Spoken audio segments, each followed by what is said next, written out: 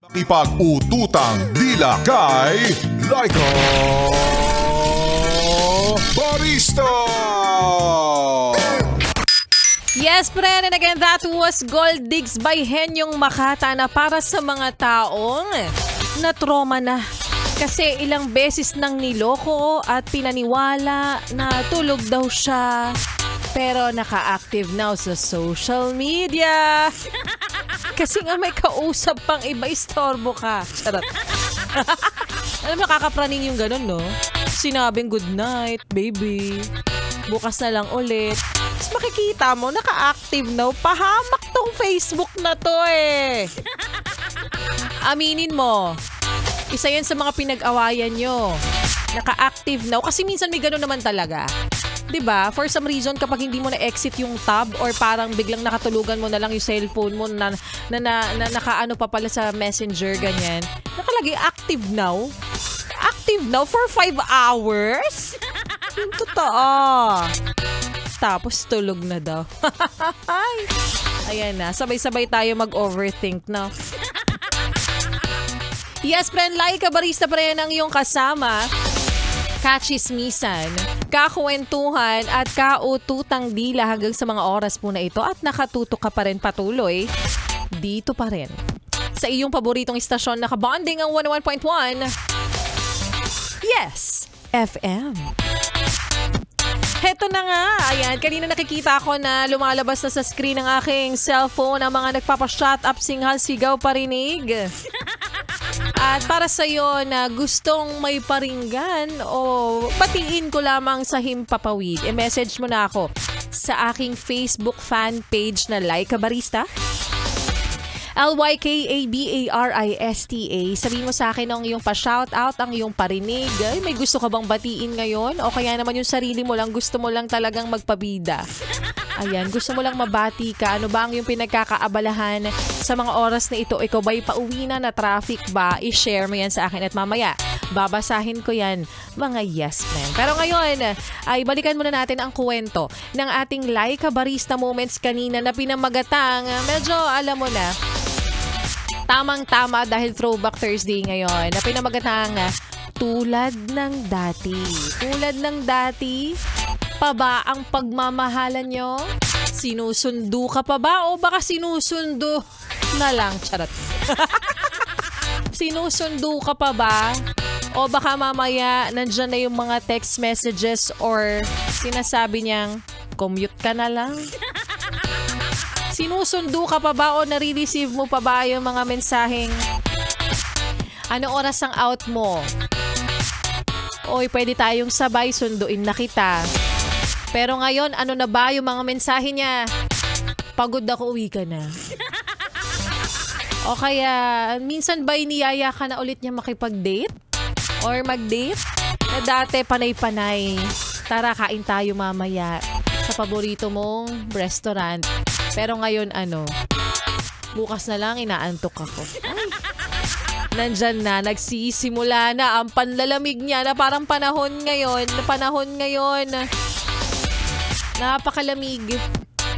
At ramdam na ramdam natin ang hanging amihan na nakikisabay pa siya, no? So, yung kwento nga kanina, yes, pero hindi pa pala yun, charot. Napanigurado ngang nakaka-relate ka rin, no? Dahil sa kahit anong aspeto naman kasi, yes, friend, ay dumadating ang lahat ng tao doon sa puntong tinatawag nating saturation point, di ba? Nagsasawa ka lang kasi hindi mo alam kung anong dahilan. Naiinis ka lang sa hindi mo malamang rason. Ayaw mo lang siyang makita pero hindi ibig sabihin nun eh hindi mo siya mahal. Diba? Na pwedeng ang dahilan kung bakit nyo nararamdaman yan. Kasi nagiging routinary na yung ginagawa nyo. Pwedeng wala nang bago, wala nang excitement, walang nag-e-effort na parang gusto mo bang itry natin to? Yan. Gusto mo bang kumain sa ganito?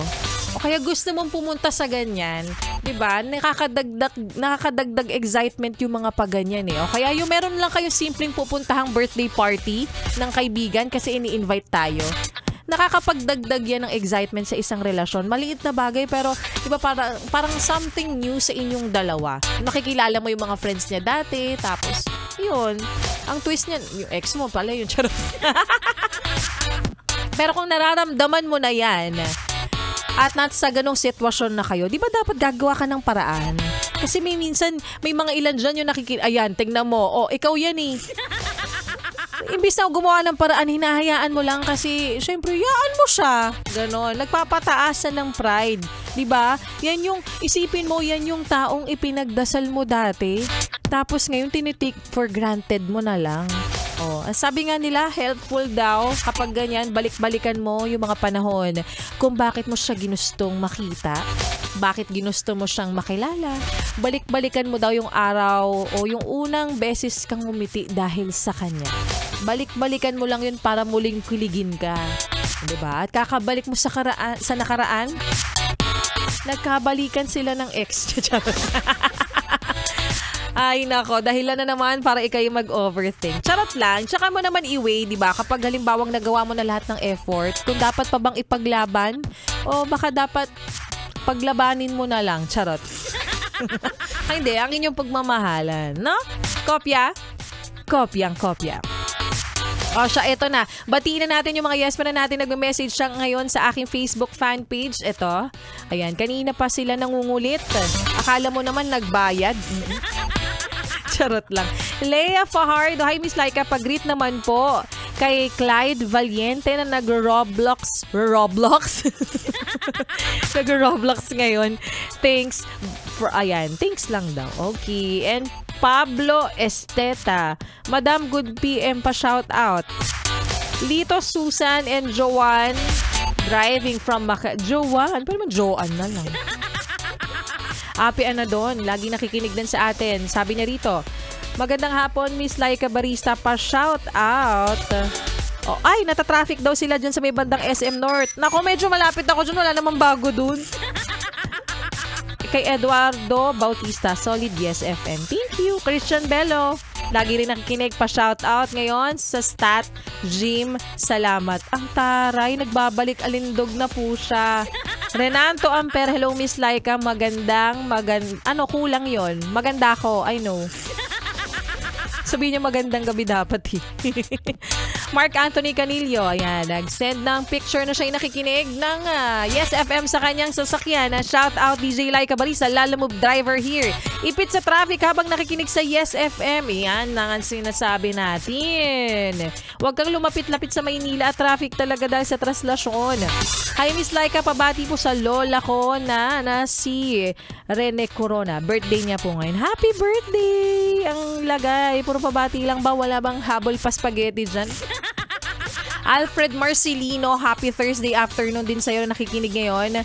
And si Ike's Desi, sabi niya sa akin, kasi nag-upload ako sa Facebook ko ng throwback photo nung ako'y high school pa. Sabi niya, taga Monsay ka pala, OMG, natatandaan kita. Oh, thank you. Pero ikaw di kita natatandaan, sorry. Charot. Nel Carinian and si Maxi ayan, thank you so much daw. Si Arian Falesiano, shot idol, solid ako. Kuyang aga pa para mag-shot. Solid na nakikinig sa'yo, Miss Laika. Ang ganda mo talaga. Shout out kay Alisa ng Santa Maria from Arian of Bukawi. Alright, thank you so much for listening. And a happy Thursday sa inyong lahat, yes friend. At bukas ulit magsama-sama tayo. Same time, same frequency, and same station. Pero hindi matatapos ang entertainment na ibibigay namin sa inyo dahil susunod na ang programa ni Ganda Wanda. Kasama pa rin ang mga tugtugin natin ngayong hapon na paggabi na rin. Hapon po ng Thursday kasama ang susunod na kanta by Westlife. Fool Again. Ikaw yun eh. Dito pa rin sa 101.1 Yes FM. Solid. Baby.